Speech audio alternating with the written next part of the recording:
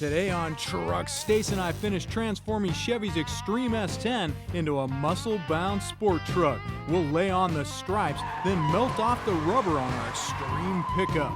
After that, we'll show you how to build a ramp that'll help grade your vehicle's off-road capability. Then we'll hit the trail to show you how to get the most out of your experience behind the wheel. That's all coming up today on Trucks.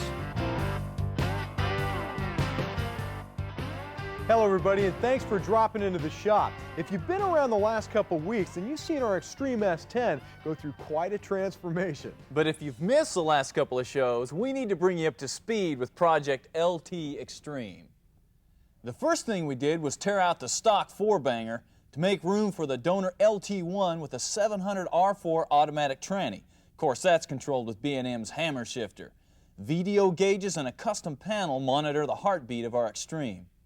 To handle the weight and get a better grip, we upgraded our front suspension with Eibach springs and Edelbrock shocks. Dual Spall fans and a Griffin radiator will keep things cool, while a new fuel pump and pickup assembly found a home in the gas tank. Finally, we finished up last week by strapping on a custom drive shaft from wheel to wheel. Now, I've already made all the electrical connections and dropped in the battery. I also hooked up the heater hoses, but I'm going to wait to put the antifreeze in until we make sure this bad boy's got its rumble. Now, while Mel was doing that, I hooked up the throttle cables and the fuel lines and topped everything off with this custom set of Moroso valve covers.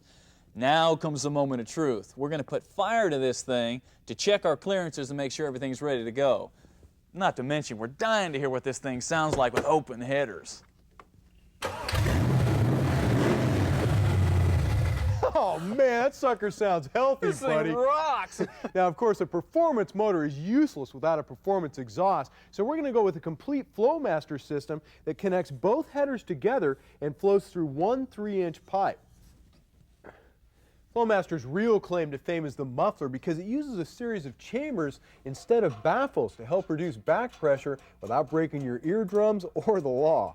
Speaking of breaking the law, that is exactly what you'll do if you try to run without a catalytic converter on anything less than 25 years old. Now, catalytic converters have crashed the party for hot rodders for years because you had high flowing headers, a great flowing exhaust, and then you had to choke it right back down with a restrictive cat. But Random Technologies has the answer with their high flow converters that still control emissions but are far less restrictive, breathe a new life back into the party. Our stock rear end has a posi in it, and Wheel to Wheel says the axles are going to be strong enough to handle that donor LT1. We'll find out when we drop the hammer on our Xtreme later in the show. One thing's for sure though, we are going to have severe wheel hop problems thanks to all that newfound torque. We're going to counter that problem with Lakewood's traction bars built specifically for S10s. The design's been around forever because it works, and Stacey's going to show you how. Spring wrap is what causes wheel hop. Now, what happens when you stomp on the gas, this rear end housing wants to rotate upwards. That takes this nice U-shaped leaf spring and tries to turn it into an S shape by causing it to buckle here. Now, that in turn makes this tire lose contact with the road, and this spring, being a spring, shoves it back to its original position. So you've got this constant back and forth motion, which is wheel hop. And that can also cause broken springs, shackles, axles, and a whole lot of bad performance. These new bars are going to replace the rear shackle plates here, so the first thing we need to do is pull the stock shocks, as well as the 4 nuts on the U-bolts. Lakewood's hardware slides right into place. You may have to remove this overload leaf in some applications. We're going to be all right here. We're going to loosely mount the U-bolt to the spring because we'll have to make the final adjustments with the truck on the ground.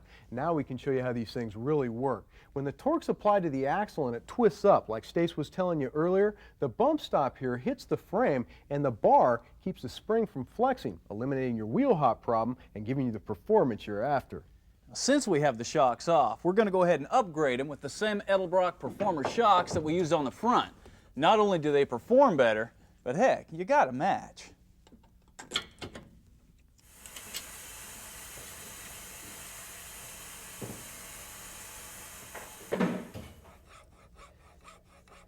Once you've got your truck on the ground, you need to cut the bump stop with a hacksaw to get the proper height. For a racing setup, you want it to lightly touch the frame for better traction. For running the streets, you need to leave about a ½ inch to give your suspension room to work. Now the U-bolt's important because it keeps your traction bar from rotating downwards and possibly hitting the pavement when you hit your brakes. Adjust your jam nut to where you have about a ¼ inch gap between the top of your spring and the U-bolt. Well, Project LT Xtreme's all buttoned up underneath. After the break, we're going to put the finishing touches on it before we roast the meats off it. Don't go away. We'll be right back. Later on Trucks, we'll show you how to build an articulation ramp that'll help you get the most out of your off-road vehicle. But up first, the donor LT1 is stuffed under the hood. All we have to do now is lay down some stripes before we can lay down some rubber with our extreme sport truck.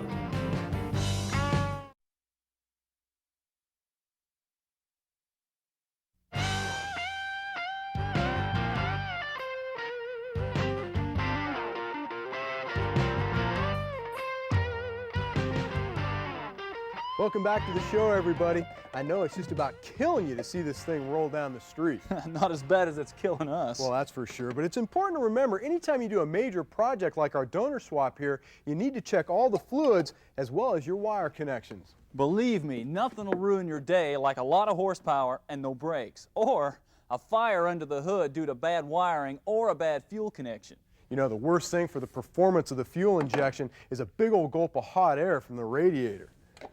So the kit from Wheel to Wheel comes with a custom-made extension tube and elbow to help redirect the intake to cooler air. Of course, the Xtreme Aero package just wouldn't be complete without a cool hood, as in cowl induction. A&A Fiberglass made the molds for this, but you can buy it at your local Chevy dealer. A big mistake people make when using fiberglass parts is they paint them before making sure they fit right. And trust us, there's always some tweaking you got to do, so check the fit before you paint it. Stripes have gotten really hot again over the last few years, so Wheel to Wheel decided to take a page out of the Camaro's heritage and design some rally sport style stripes exclusively for this kit. If you've never put on vinyl graphics before, we're going to show you a few tricks to help make the installation a little bit easier. The most important of which is a clean surface. Use a high quality cleaner that removes wax and grease to ensure the best stick. Now, since these stripes are going to be centered on the hood, we need to find the true center line so we don't end up going crooked. Now, whatever you do, don't trust the factory seam line of the hood. Always use a tape measure. Now you can mock up your stripes to the center line to get an idea where they're going to lay. This way, when the backing's off, you have a general idea where to go. These are going to look pretty cool, aren't they, Stacey? And they are. Now, the most important step is to take a solution of soapy water and soak the hood, and I mean coat it. This will give you an opportunity to move the stripes around before they stick permanently. Now comes the easy part. Just line up your marks. We like to leave about a ½ inch at the top to curl under the hood for a nice finished look. Once you have it where you want it, slowly press down, starting from the middle and moving outward with a squeegee. When you see bubbles, just take your time and slowly work them out. Since we're going with the cowl induction hood, we need to modify the stripes that come with the Wheel to Wheel kit. We narrowed ours to fit the hood scoop, which means we'll have to do the ¼ inch stripes by hand.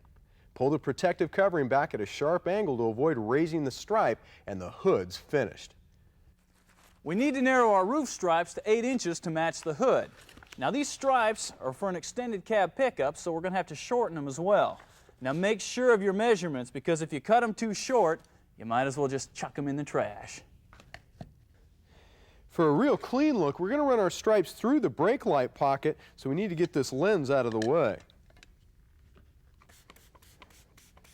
Then we can douse the roof with that soap and water solution. You about ready for these graphics, Mel? We're ready to do it. All right. These are going to look really good. I think the narrower stripe's much better, actually. All right, a little closer, more to the right, right there, right there. Now, even though we marked a center line on the center of the roof, it's a good idea to step back and eyeball everything to make sure it's lining up right. Mel, that's perfect, man. After your stripes have been smoothed out and worked into place, take a razor blade and cut off the excess at the window rubber. While Mel finishes up the roof, I'm going to go ahead and put on this window graphic. Now, compared to the stripes, this is a piece of cake. Just make sure you get it centered. Hey, Stacey, you about finished up back there? Yeah, we got stripes on our truck. Let's go see if we can lay some on the road. Some rubber ones. Let's do it, man. With a stock 4-banger in the Xtreme, all we could do is dream about burnouts. With our donor LT1 that pumps out more than 320 horse, it's a smoking reality. Surprisingly, the added nose weight from our V8 didn't hurt us through the corners either, thanks to our shock and spring upgrade. And the Xtreme Aero package and unique striping definitely makes a statement.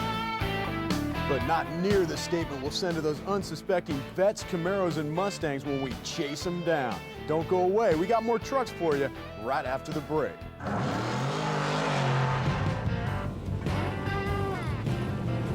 Later in this show, we'll take Big Orange out for a thrashing and show you how to get the most out of your driving ability when you hit the trail. But up first, we'll show you how to grade your vehicle's ability off-road with an articulation ramp.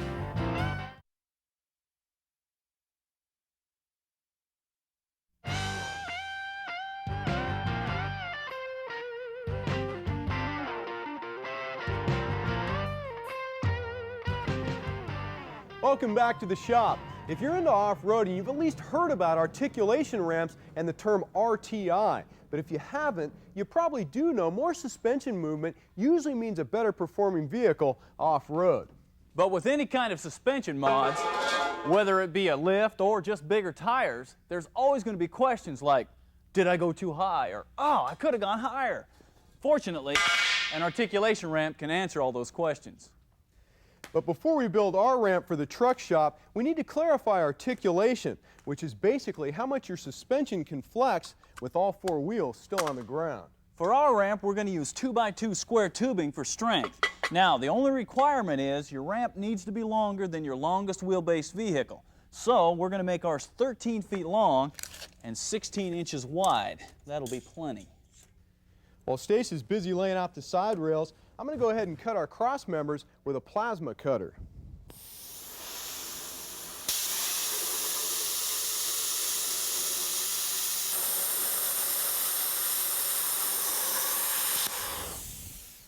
How far apart are we setting these, Stace? I've got them marked at 2 feet apart for extra strength. Cool. It's a good idea to tack each piece in place so they don't move on you before you run a full seam. Now the ramp needs to sit at a 20-degree incline for standard testing. We'll use an angle gauge to make sure that measurement's accurate. We're right on. Next, measure and cut your rear supports as well as your lower cross members and rails before you weld them on.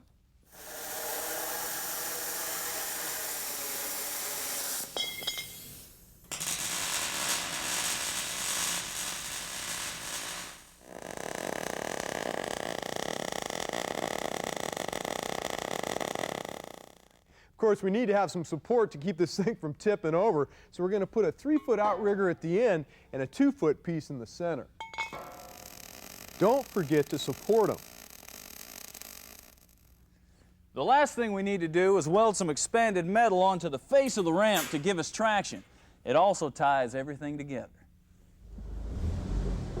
The reason for the ramp is to get accurate comparisons between vehicles with different wheelbases. Now, if Stace can just keep it on the ramp, as soon as any of the tires lift off the ground or rub a fender, measure in inches from the base of the ramp to the center of the wheel on the ramp. Divide this number by the wheelbase and multiply it by 1,000 to get your ramp travel index, or RTI. With 1,000 being a perfect score, a 921 is smoking for a Wrangler with a 4-inch lift. You know, it really is, and the best part is it only costs us about $200 to build the ramp. Don't go away, we got more trucks for you right after the break. Up next on Trucks, Stace has this week's quick tip for you, and we'll take you for a ride in Big Orange to show you how to get the most out of your experience behind the wheel.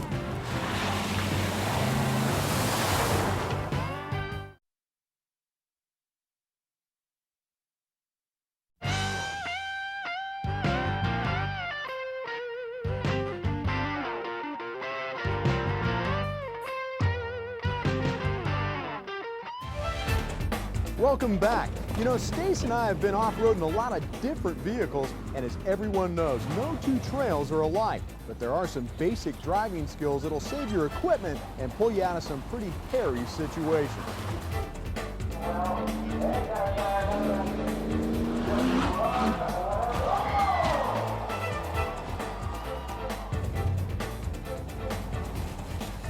The most important thing is knowing your vehicle. Now, that includes approach and departure angles so you don't tear off your bumper on a steep incline, where your differential pumpkins are so you don't split them open on a rock, and how much tire clearance you have to prevent body damage. Knowing these things will help you develop the ability good drivers possess. Now, when crawling rocks, the bash and crash approach only destroys your vehicle and your pride. Granted, sometimes you get lucky, but slow and easy is the key. It's also important to take the time to pick your way through the obstacles. Get out and walk the trail if necessary to plan your line. And make sure each move sets you up for the next maneuver so you don't get hung up.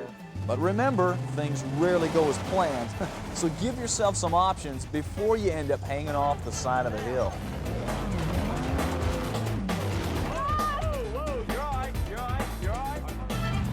Of course, not everyone's going to go rock climbing. Some of you like to get down and dirty, and so do we. But this takes a whole different approach. Running mud or sand requires momentum, gnarly tires, and enough tire spin to clean the tread. This can be tricky. Not enough throttle will bog you down. Too much can mean second place and destroyed equipment.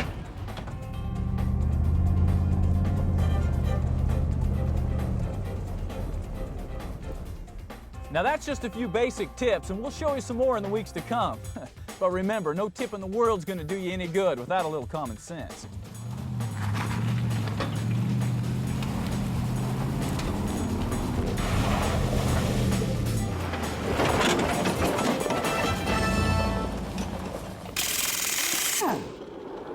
How many times have you been working on something and had a part fall down into a place you couldn't get to? Oh, you know the feeling. Not to mention the hours you'll spend trying to retrieve it. Well, here's a tip that really sucks. Now, I mean that literally. Just take a standard shop vac, take the leg of a pair of pantyhose and stretch it over the nozzle, hit the switch, and your troubles are over. This works really great on plastic parts a magnet won't grab. The shop vac you can pick up at any hardware store. The pantyhose? Well, you're on your own for that. Stay with us. We got truck gear coming at you right after the break.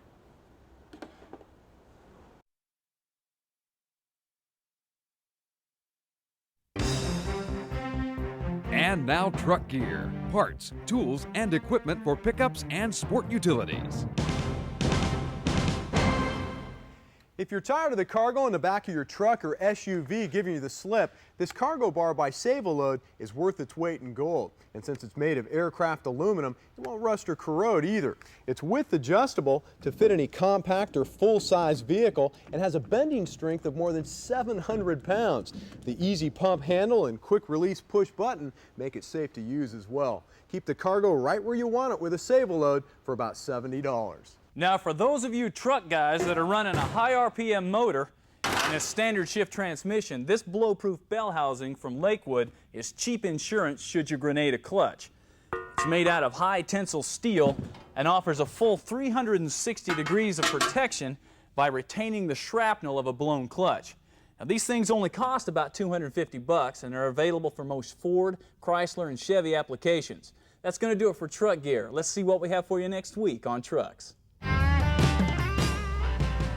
Stacey and I take a Jeep Scrambler and get it ready for the trail by bolting on a hydraulic winch and power steering box. Then we'll take a trip to Reno, Nevada, where 16-time Baja 1000 champion Rod Hall teaches desert racing skills in a Hummer. After that, it's back to the shop for some buffing tips that'll give you professional results without the cost. That's all next week on Trucks. Well, that's going to do it for this week's show. Hey, Stacey, you got anything you want to say? How about just goodbye? Goodbye. Yeah, goodbye. Just straight goodbye. Yeah, just tell them goodbye. All right. Goodbye. Well, now you told them about next week's show. Well, you said you just wanted to say goodbye. What do you think this is, Jeopardy? You got to tell them something. You tell them. Go ahead, this is your big chin. See us next week. There, are you happy, Dale? Yeah, that's perfect.